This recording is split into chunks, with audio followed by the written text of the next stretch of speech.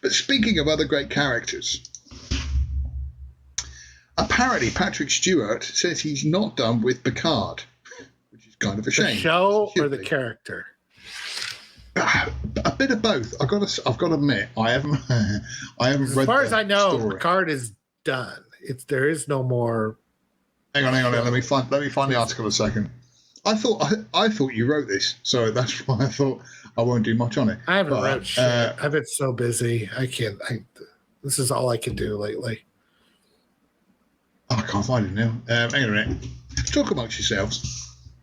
Well, I mean, Picard was a great third season, although the member berries and everything kind of snowed me a little bit.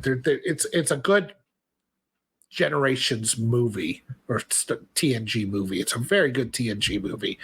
It still can't hold a candle to some of the best episodes of the actual series, which is so much more thoughtful and goes into real interesting ideas and themes and philosophies that I mean, not to say there were some shit episodes, of course there were, but the best episodes of TNG, the best movie can't hold a candle to an average episode of TNG, and I really enjoyed it. I know we were gushing about it. It's nice to have, but it's better than all the TNG movies. But here we go. I found the article, and it says, while everyone has been talking about Star Trek Legacy and a potential spin-off featuring some of the characters and the Enterprise G, the reunited TNG characters clearly have great fun all being together in the Picard series Season 3. They now want to do it again. Speaking to IndieWire together, LeVar Burton and Patrick Stewart reflect on the great experience of Season 3, and Stewart dropped big hints that he isn't ready to say goodbye just yet. Picard is quoted as saying, "I think we would do a Picard-based movie. Now, not necessarily all about Picard, but about all of us. And to make any of those wonderful elements, particularly from Season 3 of Picard, and to take out of that what we think will be an extraordinary movie. I keep telling people and mentioning it, and so far there's been no eager response, but it might well happen, and it would be a very appropriate way to say goodbye and say goodbye, folks." So I think it already was an appropriate way. Stop. He's just desperate. Sounds like a guy desperate. I need an extension on my house, and so I'd be up for a movie. Yachts aren't going to buy themselves. I like that Picard is mirroring Joe Biden. Oh, come on, make it so, man. Come on, engage or whatever. Whatever it is you do. But again, with it, again, I'm not being funny, but Picard died ages ago. Not died, but it's one of these things where they are flogging a dead horse. It's on Glastonbury this weekend. They've just had Rick Astley. Now, apparently tickets for Glastonbury are about £350. I'd be pretty angry if I paid £350 to go and see Rick Astley playing, and just, with Picard and stuff like that, just let it go.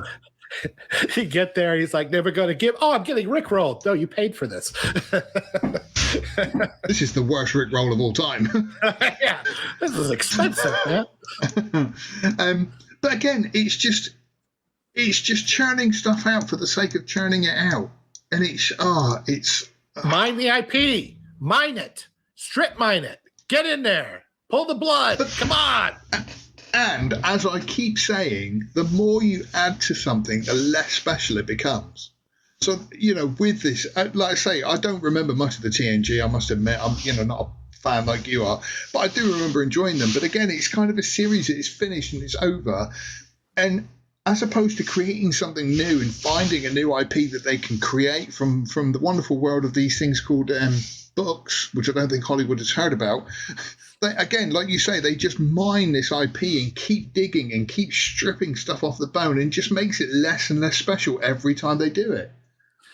Do you think it's possible that do you think it's going to be impossible to create new IPs moving forward? Do you think that the entertainment, like you could create IPs because you had 3 channels on the TV and the movie theater. Yeah. You know, everybody had to go see the same stuff, so things would take off because it just wasn't as much to look at. Now, 8 bazillion things. I mean, just trying to get a YouTube channel off the ground, it's very difficult. And do you think it's just we're past the point of that can be done anymore? I mean, with it, we're going to come on to Extraction 2 the other day, and I mean, let's say, for example, I'm just going to be like, say at random Extraction 2, but you know, John Wick came out and kind of, I don't want to say changed everything. I don't think it's something that's changed everything, but it was a decent set of movies that came out that have been quite enjoyable because they took a chance. You know, the directors sort of said to Keanu Reeves, "Oh, let's make an action movie," and they did it, and all of a sudden it was fantastic, and everybody loved it, and it's had 4 sequels. I think there are still new stuff out there, but it is just very, very few and far between, and nobody is willing to risk the money on it anymore. When you can, with an older IP, you've kind of got guaranteed bums on seats.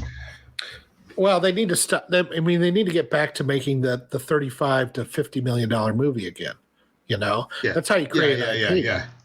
And Extraction is something like that. But then again, I look at, you know, Extraction or even John Wick. I'm like, will that ever have the cultural impact that James Bond had?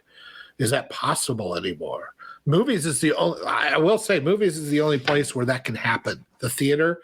They need to stop throwing things to streaming so damn fast and make these movies that may create an IP going forward. But it's never going to happen on TV or streaming. It's never going to happen. I know what you mean. Like with Extraction 2, which we will come on to.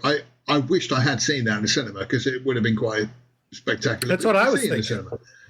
You know, but then, like I say, if you look at John Wick, I don't know, he's done all right. I think he's part of the sort of zeitgeist of cinemas now. Not like a Bond. I don't think people are going to be talking about him and still putting out John Wick movies 60 years later. No, right. Firstly, James Bond is obviously a complete and utter one-off. I mean, that's my point. What other?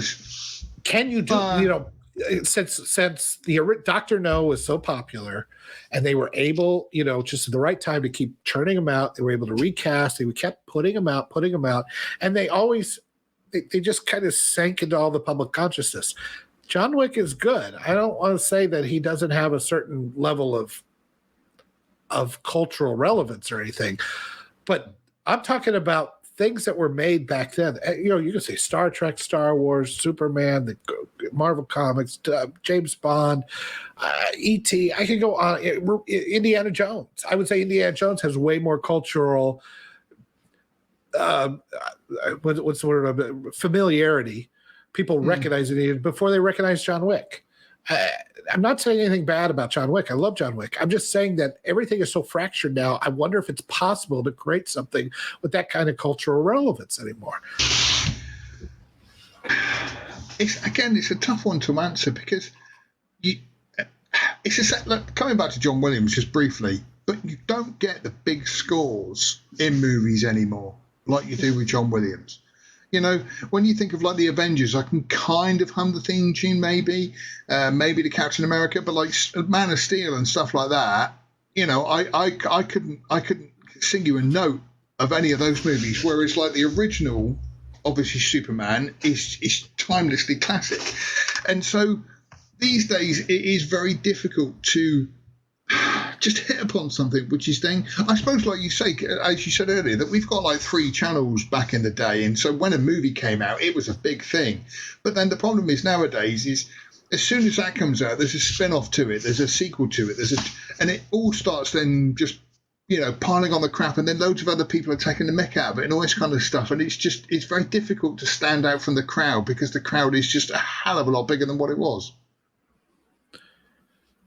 Well, the crowd is fractured, right? I mean, I'm getting to the point. I barely get on even in my stream. I'm watching a lot of YouTube at different channels, and I'll just pick out a movie here and there. But I'm not. Since I have so many more choices, and then you know, I'm not even scratching the surface on my choices. I'm not going to TikTok or Instagram or much on Twitter. And there's so many different streaming services which are going to implode. We know that. I think Hulu is getting folded into Disney Plus. I'm hearing that now. It's going away. So I mean, I don't know. I just think it's going to be.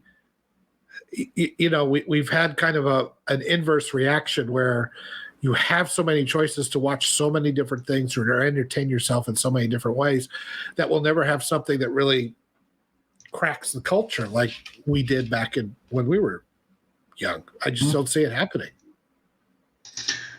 It's a shame because, like I say, kids. I mean, I suppose the most recent one, I suppose, would be like Harry Potter. Where kids can grow up with that, but again, it's not like a series which is then going to keep going on. That started in the 90s, and even though we had cable, it still wasn't anywhere. I mean, the internet was barely. I mean, you were still dialing up at that time, and so it could still crack the zeitgeist. I mean, I think that kind of thing, that's something that cracks the zeitgeist worldwide, is a 20th century thing, and I think it's going to go away. Thank you for watching this excerpt from Outpost Frequencies. Tune in live every Sunday at noon Central Time or 6 o'clock UK time. And also, remember to come to lastmovieoutpost.com for all your latest in movie news, streaming news, and everything cool about film. We are the cool news now. Thank you for watching, and we'll see you on the next stream.